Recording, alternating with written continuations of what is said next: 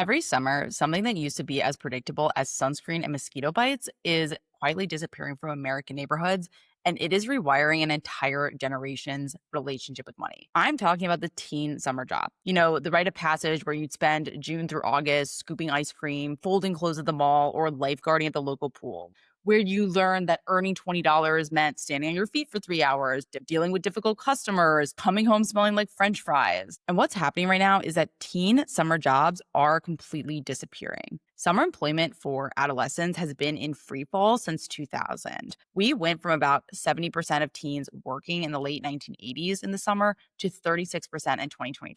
And 2024 saw employers pull back even further with only about a million teen summer jobs created, and teen unemployment rate is at a record high. You might be thinking, okay, so what, right?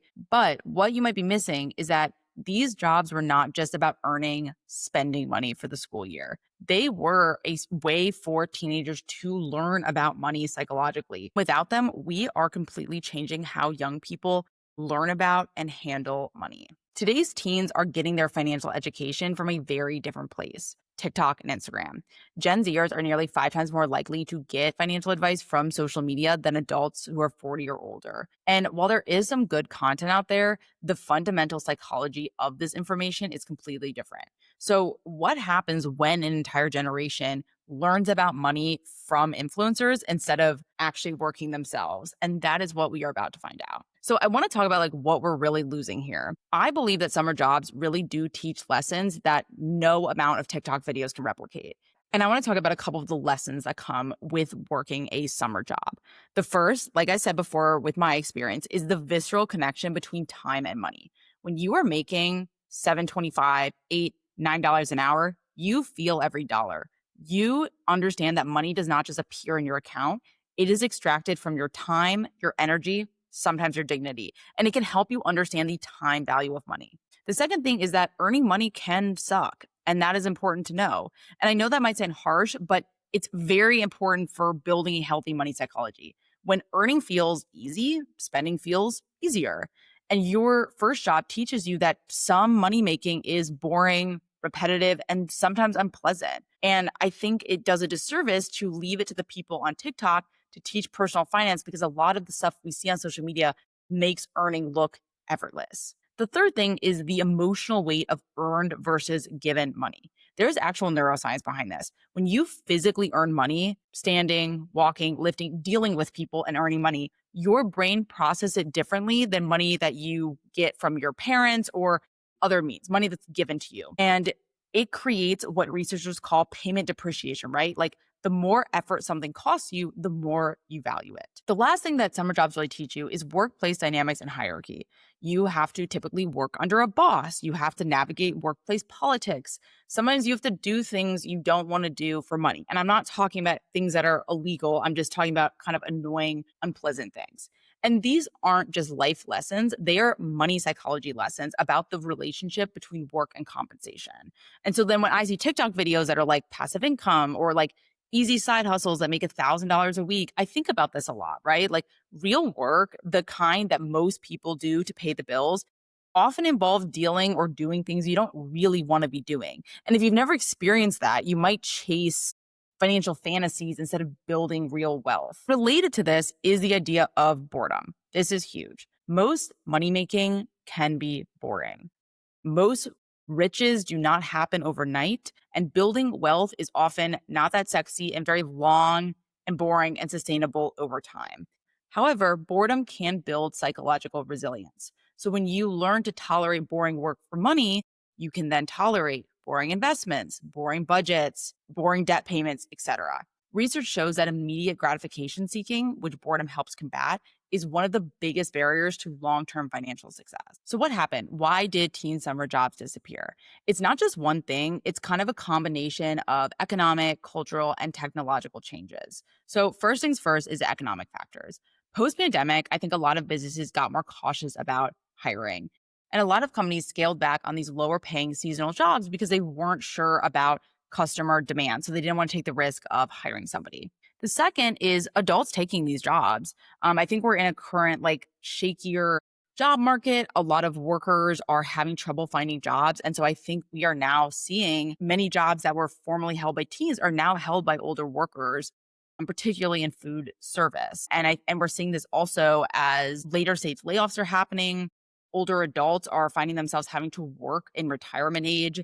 And I think that they are taking over traditionally teen friendly positions. The next thing is this cultural shift towards enrichment. Summer, at least when I was growing up, was more for working, like that was your time to work. Now, I think there's been this shift towards resume building activities. And there's sort of a college admissions arms race. And I think that puts a lot of pressure on parents to have their teens spend summers on test prep, academic camps, volunteer work that looks good on your college application. And of course, this is specifically for parents who can afford to do so and children that are aiming to get into an Ivy League school. The next thing is technology and automation. This is a big one that is only going to get worse. We're seeing self checkout stations replacing cashiers, apps replacing many service jobs. And I think we're just going to see with AI just the explosion of employers using new technologies and automations for things that potentially a teen worker would have otherwise done. But this connects to the broader job market crisis that we're seeing because it's not just affecting teens anymore.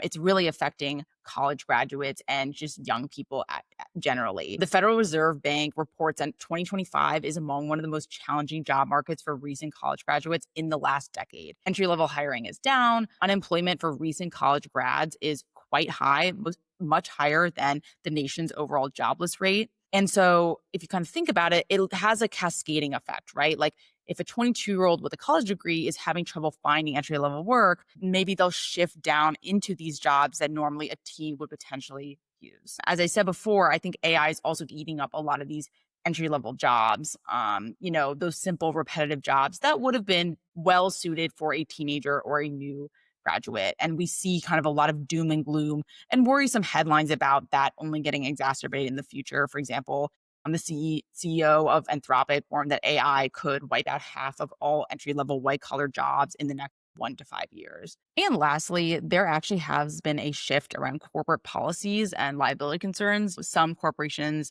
have policies against employing teenagers. And so in that way, we've kind of created a system where it's easier for businesses not to hire teens. So what happens when these teenagers cannot find a summer job? And of course, there's the very obvious negative financial effects if the teenagers do rely on that money as a source of income.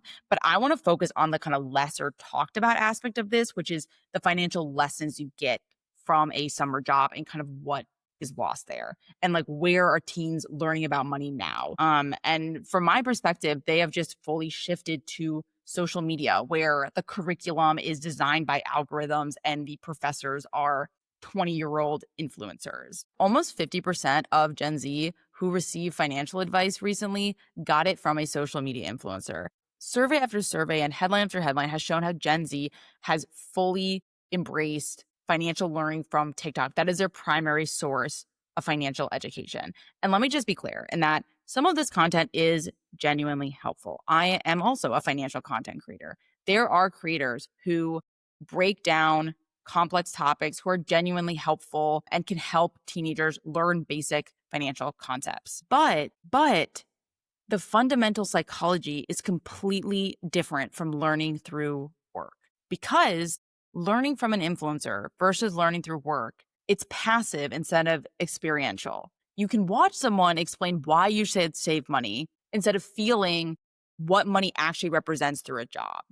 You can see charts about compound interest and read all this information about wealth building, but it doesn't replace the feeling that you get when you actually go through working and understanding the time value of money. Other big issue with financial content on social media is that it makes money look easy. I feel like so much of financial TikTok is full of content about side hustles, passive income, how I made $10,000 in a month. And even when these creators are well-intentioned, the medium itself makes everything look effortless. You see the end result, not all of the work that got to that end result. It also flips the dopamine hit kind of on its head. And what I mean by that is that traditional work gives you dopamine when you've been paid, which is after hours of effort. TikTok gives you dopamine from watching content about money before any effort. So your brain starts associating money with entertainment instead of work. It's also important to acknowledge that there is genuine misinformation and scams wrapped up in financial content on social media.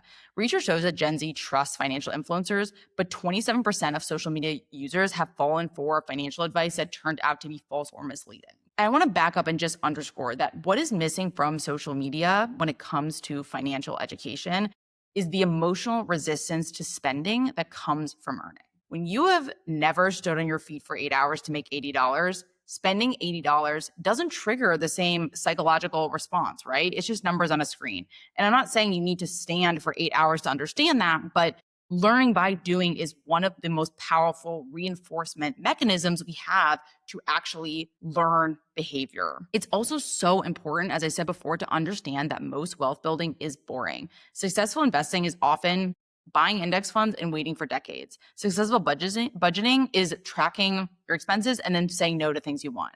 Successful debt repayment is just making the same payment every single month for years. And none of that makes super exciting, good, algorithm favored TikTok content or Instagram content. And the reality is that financial success usually requires time. It often requires doing things you do not want to do. But don't get me wrong, I am not anti-social media. I think that social media actually removes a lot of the barriers that have traditionally been in place for young people and especially people of color when it comes to financial information, right? Like the accessibility is real and valuable. However, I do think we are losing something crucial in translation. We are teaching financial theory without financial feeling. And the feeling, like that gut level understanding of what money costs, is what often drives long-term money behavior. So what happens when an entire generation learns about money from their phones instead of their first paycheck? And I think we're starting to see the psychological effects, but I want to walk through them a little bit. So the first is a different spending psychology altogether. When money feels abstract, when it's just numbers on a screen or an app instead of hours of your life, you develop different spending resistance, right? Like when you tap a screen to pay, it doesn't always feel like giving something away that you earned through physical effort. And this isn't necessarily bad, by the way. It might actually make people better investors if they're less emotionally attached to their money, but it also might make them worse at controlling lifestyle inflation or impulse spending. The second thing is unrealistic career expectations. And this is where a lack of teamwork experience can really show up. If you've never had a job or you have had to show up every day, deal with a boss, do potentially boring tasks for money, the idea of like paying your dues feels foreign. And I'm not saying that in the beginning of your career, you have to be doing this grunt work. But typically in the beginning stages of your career, you tend to do work that maybe isn't as fulfilling as you would like it to be, but you put in that work for that kind of higher purpose. And when that kind of breaks down or your expectations change, that changes how you view work in the future. The third thing is money dysmorphia. This term is really prevalent among Gen Z and millennials, and it refers to a distorted view of one's financial situation, which can lead to excessive anxiety, spending paralysis, and feelings of inadequacy when comparing yourself to other people on social media. And when your financial education comes from somebody else's highlight reel, like an influencer showing how much money they made in a month, you develop really unrealistic expectations about what normal financial progress looks like. Your early money experiences shape your adult financial decisions more than almost anything else. So those early experiences are so essential in teaching about money. And when those early experiences are virtual instead of visceral, we are potentially creating a generation with a fundamentally different relationship to work, money, and value. And I'm not saying this is necessarily bad. Maybe we need to question some of our inherited beliefs about work and money, but it is different. And different has consequences we're only beginning to understand. So before we talk about the solutions, I want to zoom out and talk about how this fits into the bigger economic picture, because the teens job crisis isn't just happening in a vacuum. It's part of a broader breakdown in how people enter the workforce, which I was talking about a little bit previously with AI. So the first things first is that you need to experience to get experience, right? Entry-level jobs now require multiple years of experience, right? Internship programs are being cut. Companies are eliminating training programs. And we've kind of created this system where even college graduates are struggling to break in. There's also a lot of economic uncertainty right now, and that breeds caution. President Trump's shifting tariff policies, federal spending cuts, those have made employers hesitant to hire. So when businesses don't know what their costs will be next quarter, they don't hire seasonal workers. We also are witnessing the death of apprenticeship culture, right? Like we used to have these systems where experienced workers could train newcomers. Now I think we're seeing a lot of companies expecting workers to arrive fully formed. And lastly, I talked about AI earlier, but I want to bring it back to this again. Studies show that generative AI is weighing on hiring in occupations that require little education, knowledge, or training. The jobs that are being automated first are typically the ones that used to be stepping stones into the workforce. And this creates a vicious cycle, right? Like fewer entry points means less work experience, which means people are less prepared for the jobs that do exist, which make employers more reluctant to hire inexperienced workers. So now that we've kind of diagnosed this, okay, so what can we do about it? I want to walk through what parents can do, what educators can do, and what policymakers can do about the problem. So for parents, you obviously cannot recreate the teen summer job, but you can create earning experiences for your kids. So maybe you're paying your teen for a substantial household project, like not just a chore, but like real work that saves you money or creates value. Have them track their time, calculate their hourly rate. And that's a great way for them to start to kind of get that informal work experience. For educators, we need money psychology education, not just personal finance education. Teach kids why people make irrational money decisions. So instead of just teaching kids compound interest, how to budget, etc., teach kids why people make irrational money decisions. Have them track their spending and analyze their emotional triggers. Create simulations that connect effort to reward. And for policymakers, bring back apprenticeship programs, incentivize businesses to hire and train young workers, and try to update labor laws that make it harder to employ teens safely. The silver lining in all this I see is that this generation is developing skills that older generations lack. I think they understand personal branding more, digital marketing more, creating income streams from creativity. Gen Z especially is more entrepreneurial, more comfortable with technology, and just more willing to question traditional career paths. So I'm hoping that maybe the loss of teen summer jobs will force us to create better systems for teaching money psychology, right? Like maybe virtual reality will allow us to simulate the emotional experience of earning money. Maybe the creator economy will teach the same lessons as traditional work, just in different ways. So here's the bottom line. We are witnessing a fundamental shift in how people learn about money and work. For the first time in generations, teenagers are entering adulthood without the shared experience of earning their first dollar through traditional employment. This isn't inherently good or bad, it's different, right?